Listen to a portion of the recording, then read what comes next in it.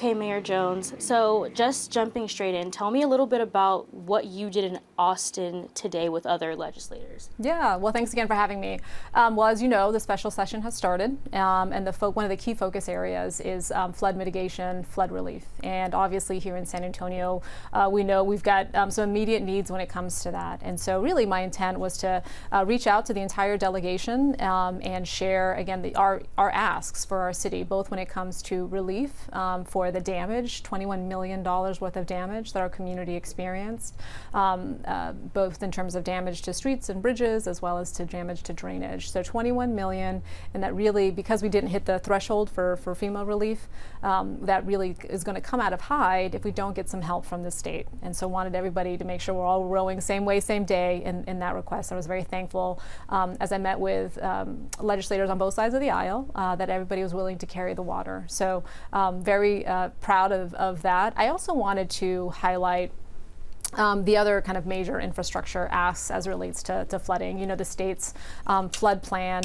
in San Antonio, we've got 14 of the projects on that list are in San Antonio, and the value of all those projects together is $411 million. And those are all across the districts, as well as obviously, of course, the state senators. So wanted everybody to be very clear kind of what San Antonio is our ask is and where we fall on that. But also be very clear about, hey, FYI, this is what it looks like also in your district. But $411 million across 14 projects. I will note, it was great to see Representative Campos there, and 2 projects in her district comprise almost half of the bill of that 411. So these are major projects. We really wanted to make sure this special session is only 30 days, right? So be clear, hey, here's our song sheet, right? These are our asks, and please, let me know what more we can do to make sure San Antonio is well served. And jumping into a little bit of what you were talking about with who you were working with on both sides of the aisle, what does that look like, especially as a newly elected and sworn-in mayor? Yeah, well, I was thankful again. We've got a good team at the city. I was able to not only meet with the members of our San Antonio delegation, though, frankly, based on some of the personal relationships I've got with folks, I was thankful that I got to meet with Representative Ann Johnson. That was important because when you look at, if people look at the special committees that have been set up both in the Senate and in the House on the flood issue in particular, we don't have a San Antonio representative in the House delegation, right? And so I reached out to Representative Ann Johnson, she's out of Houston, and wanted to just let her know, hey, this is what we're facing. This is our ask in terms of relief, our priority projects. They will have a special meeting in Kerrville on the 31st of July, and of course we have done our part and will continue to help with those recovery and rescue efforts. So wanted to make sure she was aware of that, and if there's other ways in which we could support their deliberations about what is funded and in what order, then that's important. So really, again, laying out what our asks are for everybody to understand, regardless of state or Senate, and frankly, regardless of party too. So given those asks, what do you feel was the most productive part of the meetings that you had today? I'll be honest with you, I think the most productive part, and several of the members shared this with me, and they said, it's great to see the mayor here. It's great to make sure that we're all singing from the same song sheet, and it's clear, that we need to have a strong partnership, especially in general, we need to do that. But I think also when we've got great needs like this, we've got fiscal uncertainty, right? And we know how our community is already quite vulnerable in many ways. As tight as we can keep those relationships, so that everybody you're going to sound like a broken record, but everybody's singing from the same song sheet, and that's important because as I made the joke there, if everybody's singing from the same song sheet, we can see who's out of tune, right? We've got things we need in our community, so no one could ever say, hey, it was unclear what San Antonio needed. No. This is what we need, and this is what it costs, and this is what our ask is of you. I want to bring it back here to San Antonio for a minute. You were elected on June 7th. The parent vital flooding happened on June 12th, and you were newly in this position, not quite in power yet, but what were you thinking as your gears started turning about what you could do for San Antonio, and did you take that with you to Austin today? Absolutely. I mean, when you're in charge, take charge, and I think it was very clear that we're going to have some significant damage in our community. I think, of course, all of us are also, we still grieve the 13 members of our community that we lost. And we continue to be thankful for the first responders and the ways in which they saved people, helped people as much as they could. One of the things actually it came up as I was talking to another reporter, one of your colleagues, is the ways in which there seemed to be some challenges with those that speak Spanish and their ability to get the help that they needed due to the language barrier. So I think those are the kinds of things when we look at emergencies like that we really kind of review and make sure that we've got processes and things are resourced in a way that helps everybody in our community. So certainly I took that forward because again, these are major, certainly catastrophes, but what are the things that are avoidable, right? What are the things that we need to invest in to make sure that we're prepared for the next time? And that leads into my next question. What does prevention and preparedness look like for you as your tenure as mayor? Well, I think what's important, in particular when it comes to the flood, as you know, we'll have a report here that was done by an outside entity, and they'll do a full review of what happened, right, and how we can improve moving forward. And I think that's really the most important. That's a really important piece of this, and understand kind of where the help we can get some of that help, whether it be at the federal level or at the state level, and again, so there's clarity to the community about what happened and the way we're moving forward. But to your point, I've said, look, I look forward to being prepared, pragmatic, and proactive, right? We are going to be clear about what we're trying to accomplish and working with others wherever they may be to help us get that done. And were you inspired to go to Austin because of what happened in Kerrville, or was it something you already had planned? Well, it's a special session, right? And given the topic of flood relief and flood investment, that is kind of top of mind. Again, as we look at $21 million, if we don't get help from the state, we got to pay for that out of hide. So wanted everyone to be clear about the help that we needed there. So that was really my impetus. And then frankly, when I saw that San Antonio did not have a representative on the state, on the House Council, on the House Committee, I also wanted to make sure that all of those members knew kind of what we were asking for, what we needed, both in terms of the immediate but also longer term. And speaking directly to constituents who may have some of these concerns, but maybe not so much of a direct line of communication with the city, in this interview, what would you like to say to them to kind of ease those concerns?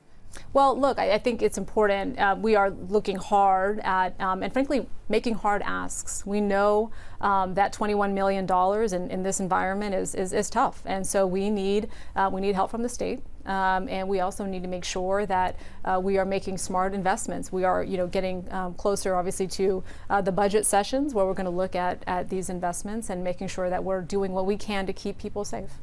So switching topics a little bit, I was with you for a large part of your campaign. I got to know your campaign, and one of the main points you stressed to me was the first 90 days, the changes you wanted to make. We're about 30 days in. What does that look like? First 100 days, 100-day plan, right? So it's interesting. So next Monday at 6 p.m. Is my first town hall on this. One of the things, if you remember, I said it's not only what you do, it's how you do it, right? And so I also committed to doing a monthly update on those in person. And so the very first one is next Monday. It's at 6 p.m. It's at Adams Hill Elementary School, my alma mater. So folks can come out, and I'm going to do that with my colleague, Councilman Edward Munguia, newly elected. And it's important, I think, that we work together on these things. To your point, get out the update, which I am very proud of the work that we've done so far. We still have obviously some other work to do, and then answer people's questions, which is always most important. And that transition of kind of stepping into a seat where there's a council that's some of the members have been there for a while, has that transition been easy for you to step in as a leader? Look, I think a leader's number one job is to keep people safe, make sure that everyone is clear about the purpose, and I think it's important that we stay focused on serving the people of San Antonio. To your point, the first 30 days have included the floods. It's included my trip to Washington, D.C. to make sure they are clear about, hey, your consolidation of U.S. Army North and U.S. Army South, understand that. However, these are things we could also do here in our community. So I was very thankful that I could reach into my own network of folks, folks that previously served at the Pentagon and provide that very detailed list for our federal delegation so they could advocate best for San Antonio and for Joint Base San Antonio. So as well as again, what's happening with the special session, right? As well as what's happening with the deal with the Spurs Arena, as well as kind of overall Project Marvel. So there are big, meaty things that are going on in our community, and I think it's really important that we have streamlined processes. process, which is why you may have read I have put forth some changes to how we do that. And for me, look, I always want to make sure that we're focused on the things that only we can do. Right? If staff can handle other things, or if we can make that process more efficient, if we can also include controls in that so that, hey, if somebody says they did something, you know what, initial that little thing for me so I know that. Unfortunately, there was an incident where somebody said they did something and that wasn't the case, right? And so, and then there was misinformation in the public. So these are really easy things. One of the other things as it relates to that process is also making sure we move up that judicial review of some of these ideas. That I think helps to make sure the city is as protected as we can be. So I'm looking forward to getting a lot of good things done for my community, for our community, and I think a streamlined process helps us do that. Moving to talking about Project Marvel, Spurs Arena, we've heard you be very vocal about you will not make any decisions until you're fully informed and can pass that down to the public. What does that look like now? We've seen dates, we've seen numbers, but not definitive answers. So this is exactly why I called a public meeting for this. Over the weekend, we got the first draft of what's called a community benefits agreement, right? So there's two things that are important here when we talk, I'm talking specifically about the Spurs Arena, not overall Project Marvel, but specifically the Spurs Arena, which is what is the term sheet? And the term sheet is kind of who's putting in what and how is that getting paid, right? What's the basis for that? That's one piece of it. The other piece, to your point, that I've been very clear about, it's not just how we pay for it, it's how does the community benefit, right? So the community benefits agreement, I wanted to make sure that's tight because we only get one shot at this. We don't do this every day. We've got to make sure that this is as tight as it can be in light of our community, right? And so we got the first offer for a community benefit agreement, aspects of it over the weekend. I talked with the city team and I said, you know what, we need to have a public discussion on this, which is why I called for the meeting. We'll have that on Friday at 1 p.m. And this is going to lay flat. Hey, this is where we're at. This is the timeline. This is what it may look like moving forward. Give us your feedback. Those are the key elements of it, right? We just want to make sure, certainly the council, but also the public is clear about what we know, what we don't know, and a potential way moving forward. And will people be able to ask questions directly, or is that after the fact? So what we've got, how we've got it teed up is the public presentation, and then there will be public comments, so people can provide their questions after that. And will that be happening at City Hall? Yes. Okay. Yeah. And is there anything that you would like to say or add about anything that we've talked about that I haven't already asked you? I mean, I think, I'm thankful again for the time that I had in Austin to make sure that our city is well served. We'll continue doing that. Look, the people's mayor is focused on being proactive, prepared, and pragmatic. We got to get things done for our community, and I look forward to doing that. So thanks for the time.